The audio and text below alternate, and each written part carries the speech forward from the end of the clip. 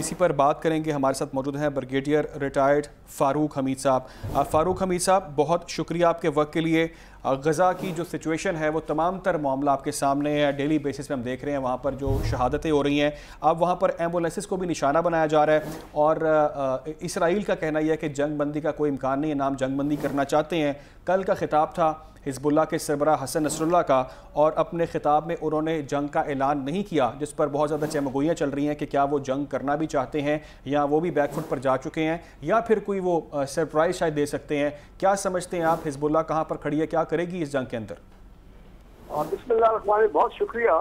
पहली बात तो ये है कि जो कुछ गजा में हुआ पिछले तकरीबन एक महीने में, वो तो इसमें कोई शक वाली बात नहीं कि इसराइलियों की पूरी कोशिश यही है कि गजा को ऑक्यूपाई किया जाए और गजा में जितने फलस्तीनी जो पहले थे उन सबको वहां से बेदखल किया जाए, मार के जबरदस्ती शहीद करके।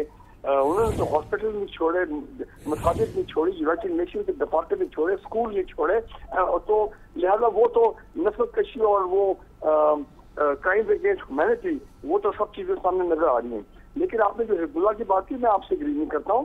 हिजबुल्लाह उनके जो लीडर है उनकी स्टेटमेंट मैंने भी कल पढ़ी है, सुनी है, और उसने तो बड़ा क्लियरली कहा है कि हम तो ऑलरेडी इसराइल के अंदर दाखिल हो चुके हैं।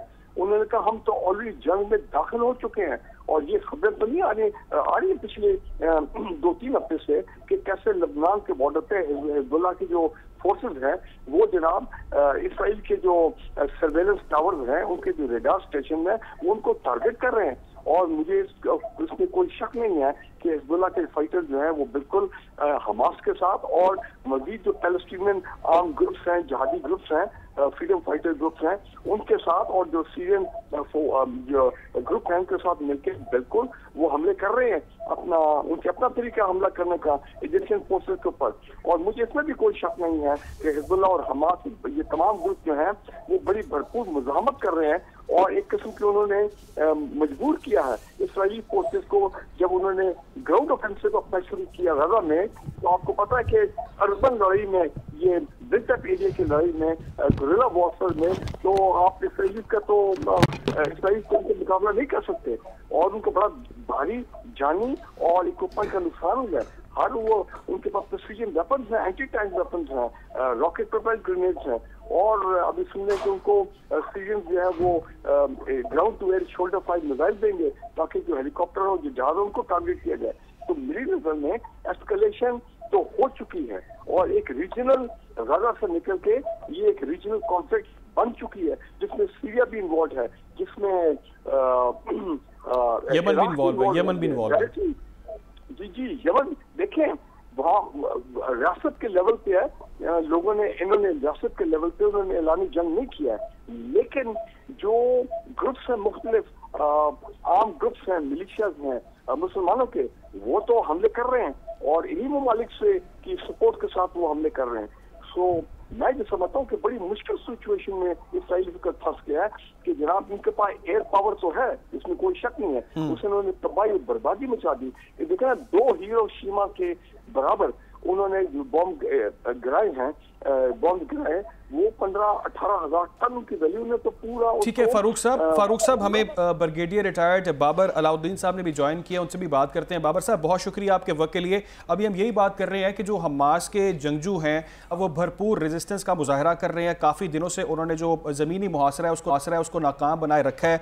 वहाँ पर इतलात के मुताबिक जो फैक्ट्स मेरे सामने हैं, 6 टैंक तबाह किए हैं, 9 फौजी गाड़ियाँ उनकी तबाह की हैं, 25 जो इसराइली फ़ौजी हैं उनको भी वहाँ पर हलाक किया गया है और ये इसकी तस्दीक इसराइल खुद भी कर रहा है। क्या समझते हैं आप, कब तक ये रेजिस्टेंस जो है वो की जा सकती है हमास के जंगजूओं की जानिब से?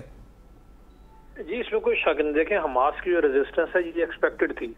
हमास के जो फाइटर्स हैं, बड़े हार्डन फाइटर्स हैं, वो आज से नहीं है। ये देखिए, उनकी तो 4th जनरेशन इसराइल के खिलाफ लड़ रही है पिछले 75 सालों से।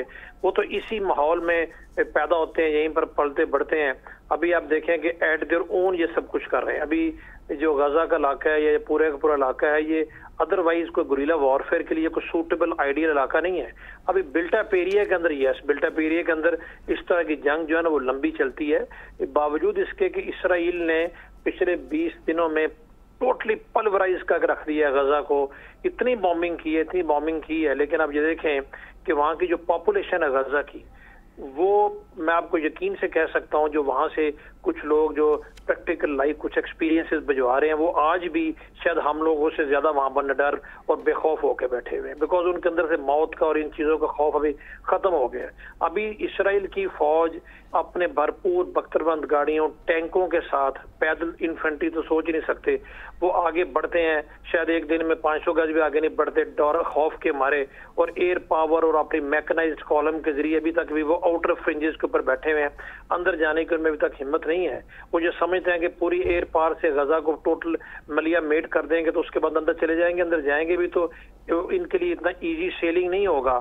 ابھی جو کیجولٹیز کی رپورٹس ہمیں مل رہی ہیں، یہ کیجولٹی کی رپورٹ شاید ابھی بھی ریئلسٹک نہیں ہے، بیکاز حماس کے جو فائٹر ہیں وہ تو they are ready to fight, they are ready to die, ان کا تو سروائیول ان کے لیے تو they have nothing to lose, جو اس سے بڑھ کے اسرائیل کر کیا سکتا ہے جو ان کے ساتھ اسرائیل نے کر دیا ہے۔ اصل میں ابھی یہ اسرائیل نے بالکل آگے آپ کا میں وہ بات چیت سن رہا تھا، اسرائیل نے واقعی ایک بہت بڑا غلطی کی ہے اس طریقے سے غزہ کو ایئر پار سے پلورائز کرنے کے بعد اٹیک کر کے گراؤنڈ فورسز لے جا کے، بیکاز یہ جنگ ابھی یہاں پر اتنی جلدی رکنے والی نہیں ہے۔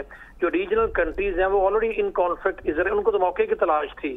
ابھی لیبنان میں حزب اللہ دیکھنے، شام حالت جنگ میں 12 سال سے ہے، یمن حالت جنگ میں 10 سال سے ہے، جارڈن اور مصر کو چھوڑ کے ابھی اس کے بعد اگر یہ جس طریقے سے امریکن اور دوسری پار اپنے آپ کو ڈائریکٹلی انوالو کرنے کی کوشش کر رہے ہیں، یہ ایک بہت بڑا بلنڈر ہے نا، تو بلنڈر ہوگا۔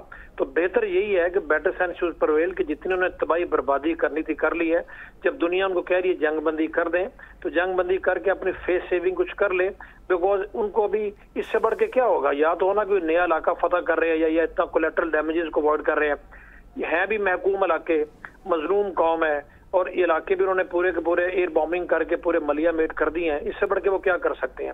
تو میرا تو خیال ہے کہ اگر یہ اسرائیل اس طرح غلطی پہ غلطی کرے گا، یہ کانفلکٹ جو ہے نا یہ پھیلے گا، اور اس کے بعد پھر الٹیمیٹلی جو آج لوگ دنیا کو بڑے بڑے ممالک کو بتانے کے سمجھانے کی کوشش کر رہے ہیں، اس وقت شاید ان کو سمجھ آئے، لیکن اس وقت تک بہت دیر ہو چکی ہوگی۔ ٹھیک ہے فاروق صاحب، جو بات ابھی بابر صاحب نے بھی کہی، ایک طرف تو اسرائیل ہے جس کے پیچھے ہم دیکھ رہے ہیں کہ امریکہ بھی کھڑا ہے اور اربوں ڈالر کے فنڈز اس کو منظور کر رہا ہے، ایڈ کے نام پہ اس کو دے رہا ہے، فل اس کو سپورٹ کر رہا ہے۔ ایک طرف فریڈم فائٹرز ہیں، ایک ریزسٹنس کی موومنٹ ہے، سرنگوں سے نکلتے ہیں حماس کے فائٹرز اور بھرپور مقابلہ کرتے ہیں۔ کیا سمجھتے ہیں آپ کہ یہ جو سرنگوں سے پورا رستہ بنا کے ان کو ابھی تک ہولڈ رکھا ہوا ہے اور وہاں پر ان کو ہزیمت کا سامنا کرنا پڑا ہے، کتنے دن یہ معاملہ چلے گا اور کب تک یہ وہاں پر ریزسٹ کر سکتے ہیں؟ What is your understanding? جی فاروق صاحب سن پا رہے ہیں آپ؟ فاروق صاحب ہمارے ساتھ شاید نہیں ہے موجود۔ بابر صاحب یہی کوشچن آپ سے، یہاں تک ان کی کیپیبلٹی ہے فائٹ کرنے کی، ایکچولی تو لاجسٹک سپورٹ پہ یہ چیزیں ڈیپینڈ کرتی ہیں، but I am very sure Hamas نے جو یہ اسرائیل کو پہلے سرپرائز کیا تو یہ کوئی رات کی یکدم کو فیصلہ نہیں ہو گیا، یہ پریپیئرڈ ہو گیا، اور اس طرح کے جو فائٹر ہیں ان کی جو اس طرح ریزسٹنس جو ہوتی ہے وہ ڈیپینڈ اس چیز پہ کرتی ہے کہ کتنی دیر تک وہ لاجسٹکلی اپنے آپ کو سفیشینٹ رکھ کے لڑ سکتے ہیں۔ میرا خیال ہے جہاں تک فائٹرز کا تعلق ہے ان کا تو آپ کچھ نہیں کہہ سکتے، ہو سکتا ہے وہ 6 مہینے ایسے لڑتے رہے، because they are well occupied, ان کو اس چیز کا پتا تھا کہ اسرائیل اس طریقے سے ریٹیلیٹ کرے گا۔ ابھی یہ سرنگیں اوور نائٹ نہیں بن جاتی، بنکرز اوور نائٹ نہیں بن جاتے، اور یہ جو اس طرح کے جو گریلا وارفیئر ہوتی ہے اس کی ٹیکٹکس یہ ہوتی ہے کہ آپ نے آف دی لینڈ جا کے یا آبادی سے دور رہ کے آپ نے سروائیو کرنا ہے، اور وہ نارمل وے آف لائف نہیں ہے کہ جس میں آپ کو اس طرح کھانے پینے کی چیزیں مل رہی ہے، راشن مل رہا ہے۔ وہ وہاں پر انہوں نے بہت چیزیں جو ہے سسٹمیٹیکلی اس طریقے سے پلان کی ہوتی ہیں کہ آپ نے کس وقت کتنی فوڈ آئٹمز آپ کو چاہیے، کون اسینشل آئٹمز آپ نے وہاں پر ان کا اچھی خاصی مقدار میں انہوں نے ڈمپنگ کی ہوتی ہے، اور ان کو بھی پتا ہے کہ ایڈ ان کو باہر سے کوئی نہیں ملنی۔ تو جہاں تک حماس کے اوپر سے سارے والنٹیئرز ہیں، یہ سارے کے سارے والنٹیئرز ہیں اور اپنے ملک کے لیے لڑ رہے ہیں، مطلب یہ کسی اور کے لیے نہیں لڑ رہے۔ ان کی کاز دیکھیں کتنی اسٹرانگ ہے کہ ان کو پتا ہے کہ انہوں نے خود ہی اپنا سروائیو کرنا ہے، کسی نے ان کی مدد نہیں کرنی اور کوئی ان کی مدد کر بھی نہیں رہا۔ تو جب اپنے ملک کے لیے، اپنی کاز کے لیے، اتنی اسٹرانگ کاز کے لیے جو ان کو موٹیویشن دیتی ہے، جب وہ لڑ رہے ہیں تو ان کی تو یہ length of fighting can go on two months and months and months. تو ابھی میرے خیال کے مطابق جیسے میں نے پہلے کہا، they have hardly anything to lose, موت کا ان کو ڈر خوف نہیں ہے، اور وہ تو چاہیں گے کہ اسرائیل جتنا امبرائل زیادہ ہو، زیادہ اس بلٹ اپ ایریا کے اندر آئے، زیادہ امبرائل ہو، زیادہ اس کو نقصان ہو. جب اسرائیل کی اپنی فورسز اندر آ جائیں گی، اگر بلٹ ایریا میں گھس بھی جاتے ہیں تو پھر یہ لگژری آف دس ایئر پار بھی اتنی نہیں رہتی. پھر آپ نے آپ اوپر سے بامبنگ بھی کرنی ہے تو آپ کو پتا ہوگا کہ نیچے آپ کے اپنے لوگ بھی ہیں. تو یہ جو پری گراؤنڈ افینسو بامبنگ تھی وہ انہوں نے کر لی، یا جتنے ان پہ گولے برسانے تھے برسا لیے. ابھی آئندہ آنے والے دنوں میں جب بلٹا بیری کے اندر جائیں گے تو پھر ان کو پتا چلے گا کہ وہاں پر جنگ کیسے لڑی جاتی ہے. اتنا آسان نہیں ہوگا. تو ایگزیکٹ ڈیوریشن تو کوئی نہیں بتا سکتا، بٹ گوریلا وارفیئر میں جو بھی گوریلاز ہوں گے وہ ہمیشہ چاہیں گے کہ اینیمی بلٹا بیری کے اندر اس طرح آئے، وہ ٹریپ ہو، اس ڈیتھ ٹریپ کے اندر آ کے پھر ان کو جتنا نقصان پہنچا سکتے ہیں پہنچائیں. ٹھیک ہے، یہ جنگیں جو ہیں وہ 6 مہینے بھی چل سکتی ہیں، آپ نے بالکل ٹھیک کہا. اچھا بابر صاحب، ایک اور چیز بتائیے گا، ہم دیکھ رہے ہیں کہ اسماعیل ہانیہ جو ہیں حماس کے سربراہ جو ہیں وہ بھی بڑی بار اپیل کر چکے ہیں. کبھی کہتے ہیں ہم پاکستان کی طرف دیکھ رہے ہیں، کبھی کہتے ہیں کہ مسلم امہ ہمارا ساتھ دے، یہ بڑا اچھا موقع ہے. کیا سمجھتے ہیں مسلم امہ میں کوئی ایسی کنٹری ہے، کوئی ایسا ملک ہے جو گراؤنڈ لیول پر ان کے ساتھ شامل ہو سکتا ہے؟ اس کے امکانات موجود ہیں؟ جی دیکھیں، جہاں تک ایک سیولائز ورلڈ میں تو ظاہر ہے کوئی بھی ملک، کوئی حکومت باقاعدہ طور پہ تو اعلان نہیں کر سکتی کانفلکٹ میں اس طرح ڈائریکٹ انوالو ہونے کی، بیکاز اس کے ریپیکشنز ڈفرینٹ ہوتے ہیں، ڈیفیکلٹ ہوتے ہیں.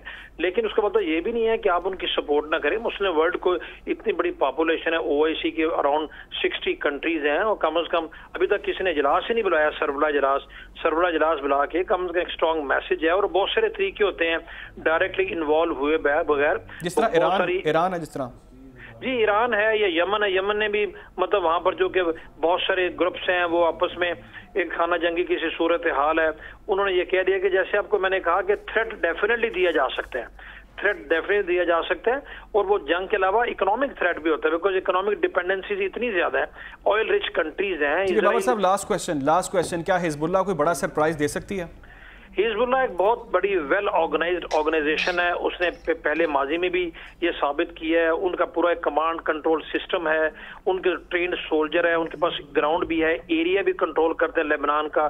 وہ سرپرائز اس سائڈ سے اسرائیل کو ڈیفینیٹلی دے سکتے ہیں، بیکاز پھر اسرائیل کو اس طرح بھی انگیج ہونا پڑے گا. لائک وائز شام سے بھی آ سکتا ہے. بٹ میرے نزدیک Hezbollah is very very important force. اگر وہ بھی ڈائریکٹلی بیچ میں جنگ کے آگے تو اسرائیل کے لیے کافی پرابلم ہو سکتی ہے. اسرائیل کے لیے کافی بڑی پرابلم ہو سکتی ہے. ہمارے ساتھ بریگیڈیئر ریٹائرڈ بابر علاؤ الدین موجود تھے، ان سے فاروق حمید صاحب بھی موجود تھے. آپ لوگوں کے وقت کا بہت بہت شکریہ.